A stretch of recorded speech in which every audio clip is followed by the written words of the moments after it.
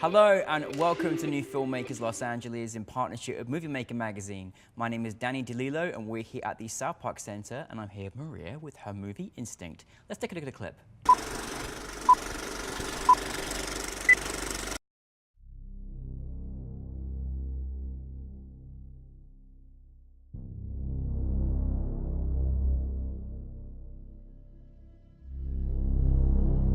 Camilla, why are you here? Because no one's ever looked at me like you did at the gallery. Kind of how you're looking at me now. How am I looking at you? I don't know, but I'm here to find out.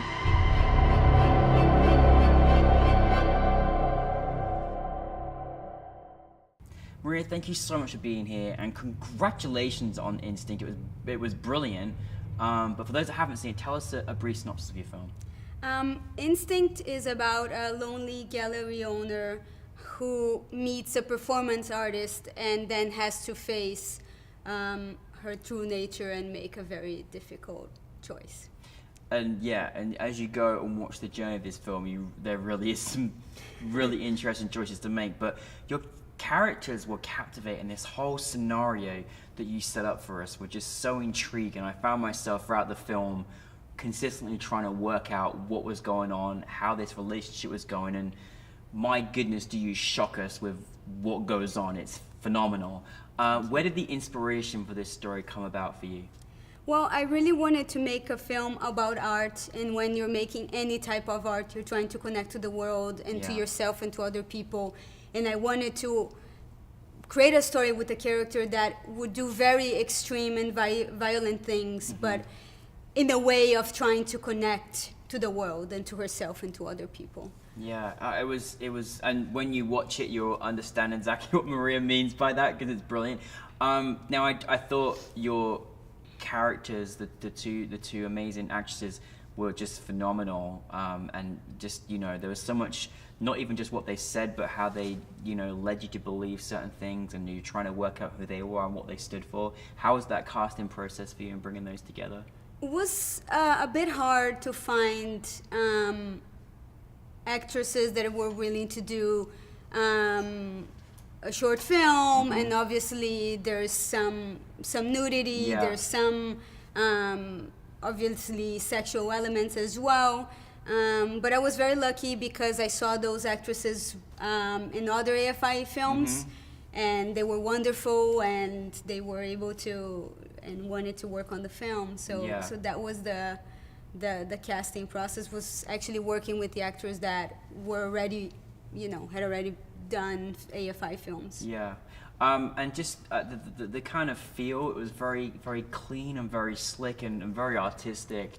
Was there a certain kind of look that you were looking for in this particular film? Because what I like is that there were elements of where it was, essentially felt very dark, but you had it very light and artistic. Were you kind of going for a certain aesthetic in the way that it looked? Yeah, absolutely. I think my cinematographer and I talked a lot about that, and my production designer as well.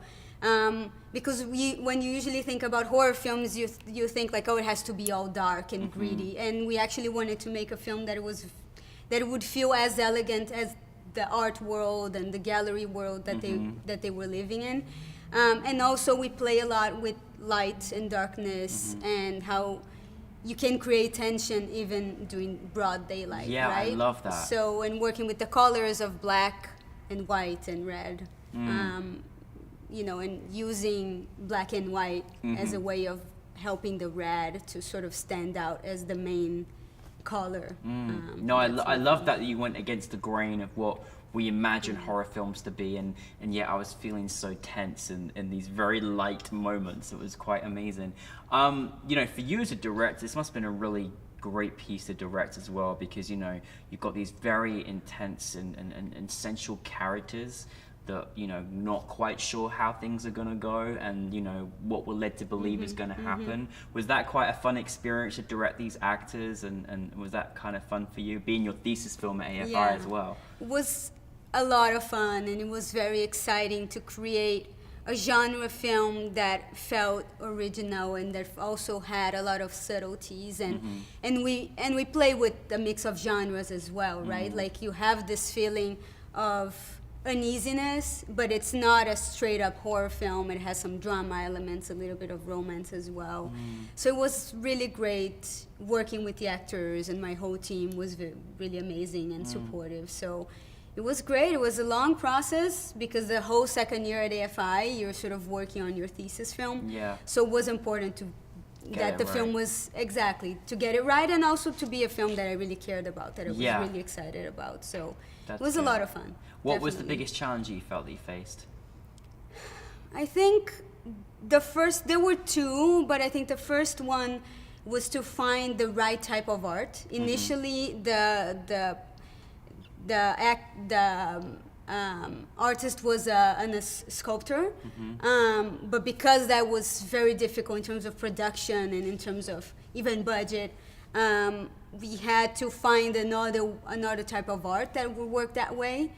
So we finally, thought like, oh, how amazing if she actually paints with blood, right? A little spoiler, but so that was the main thing. It's just like, what is the right type of art to communicate a character that wants to capture someone's essence and put it into the work, right? And capture in a quite literal way. So what is the right type of art to make that happen? And the second one, I think the practical effects with the blood and the performance were very tricky because we had obviously, someone specialized in special effects, but they had never had It's a so blood. real. It's so real. It's all done in camera because I wanted it to feel real. But then, like, how do you make it work with the faucet and everything? Because it was all done in camera. So it was so good. And so, kind of, obviously working through it. What's it like then to sort of have it at like New Filmmakers LA, have it on the big screen in front of a live audience, and then hearing those responses from the audience? Because I was there last night and I was like, I could hear it. It was just as fascinating to watch it as it was to hear people's reactions to it as well. Absolutely. It's always very exciting to show the movie in a big screen, and you can always feel the tension. And I love just sitting in the back and sort of observing people and see how they experience the film. And people have been having very strong reactions to the film, which I love. There was another screening that a woman, I feel bad for her, obviously, that a woman passed out in the audience. Well, that's when you've done a good job. It's a compliment to me. I feel bad for her, obviously, but it's great. The thing that you don't want is for people to watch a movie and say like, oh, I didn't feel anything, right? Yeah. So, no, it was weird. It's not really a genre you go away thinking about, like, because you're sort of like, oh god, that was so too painful. But you really left me thinking about the characters and why they did certain things and how they did certain things, which is always a great thing. I'm just curious because it was a very distinctive look. It was a very distinctive film. Did you have anybody that influenced you? Is there directors that's influenced you, or people that you aspire to be like, or have looked up to? That's a really good question. There are many filmmakers that I love. I think, in terms of, Aronofsky is definitely one, and there are films that I've seen very recently that I loved, like Raw and The Girl Walks Home Alone at Night and Under the Skin are films that I've seen recently that I love, and I would love to do something like that in the future. Oh, it's going to happen. What's next for you? Well, I'm currently working on a vampire feature with the same writer from Instinct. Oh, fantastic! But it's a very grounded film, and it works with somewhat similar thematics to Instinct, in the sense of what happens when you surrender to your dark side. What happens then? I love it. You seem to be creating films that has always got questions to ask, which I love, and open-ended questions as well, which I really enjoy. I know, obviously, you graduated now a year from AFI, and obviously you enjoyed that experience, I'm sure, and learnt many things. Like, I'm sure there's filmmakers from here and all over the world. Like, in your experience thus far, and as a filmmaker, that I feel like eventually you'll take over the planet with your great directing and filmmaking. What piece of advice do you give to any of your filmmakers out there that you've learned, or maybe that you have? Well, I would definitely say that stick to your gut and make movies about things that you're very passionate about and surrender yourself with people that believe in you, believe in your vision, believe in the stories that you want to tell, and just shoot. I mean, obviously it's very expensive to make a movie, but now you can even make it with your iPhone, Yeah. make it with your friends, and it's very important to just shoot a lot and make a lot of films and be around people that inspire you. Oh, I love it. I feel inspired already. So, well, listen, Maria, thank you for your work. We're very much looking forward to seeing much more of it. So, thank you for so sharing much. Instinct. Thank you for and- having me. Oh, we're excited to have you and look forward to seeing much more. So, for everybody in Instinct, everyone should go and watch it if you dare to.